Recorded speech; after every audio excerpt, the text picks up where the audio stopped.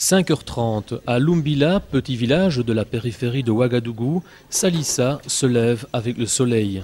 Les enfants à habiller, le repas du matin à réchauffer, scène de la vie quotidienne dans la brousse burkinabé. Chaque matin, je fais la toilette des enfants et puis je pars au jardin.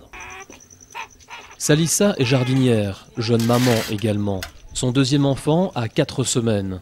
10 jours seulement après l'accouchement, elle reprenait déjà le chemin du travail.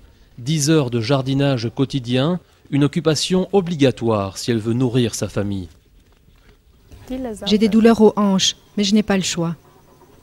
Au Burkina Faso, 80% de la population active travaille dans l'économie informelle. Comme toutes les autres mamans de ce secteur, Salissa n'a pas droit au repos d'accouchement. Un luxe réservé aux quelques rares femmes bénéficiant d'une sécurité sociale.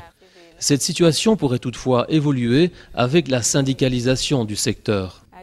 Nous allons voir au niveau du syndicat qu'est-ce que nous pouvons avoir comme aide pour elle, puisqu'elle a dit qu'elle a repris ça pour avoir à manger.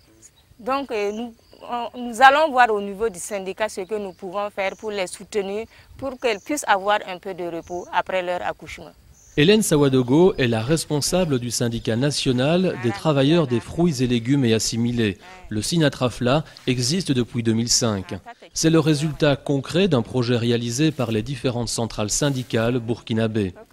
Financé par le Bureau international du travail et d'ANIDA, la coopération danoise, ce projet a réussi le pari de créer en 6 ans 5 syndicats professionnels. Les jardiniers, les soudeurs, les coiffeuses, les couturières, les réparateurs d'engins de roues, tous disposent désormais d'une structure défendant leurs droits et représentant leurs intérêts, comme l'explique Soumaïla Lengani, coordonnateur du PRASEI. Et ces 5 syndicats professionnels de l'économie informelle ont mis en place une structure nationale de coordination que l'on appelle le Conseil national de l'économie informelle. Et ce Conseil national de l'économie informelle regroupe d'une part les responsables des syndicats professionnels de l'économie informelle, d'autre part les représentants des centrales syndicales nationales, et à côté de ceci, nous avons les représentants de l'État à travers le ministère de l'Emploi du Travail et le ministère du Travail et de la Sécurité sociale et le patronat à travers le Conseil national du patronat. Recruter de nouveaux adhérents, le travail de sensibilisation est crucial. Sur l'ensemble du territoire burkinabé, plus de 500 animateurs ont été formés à l'action syndicale.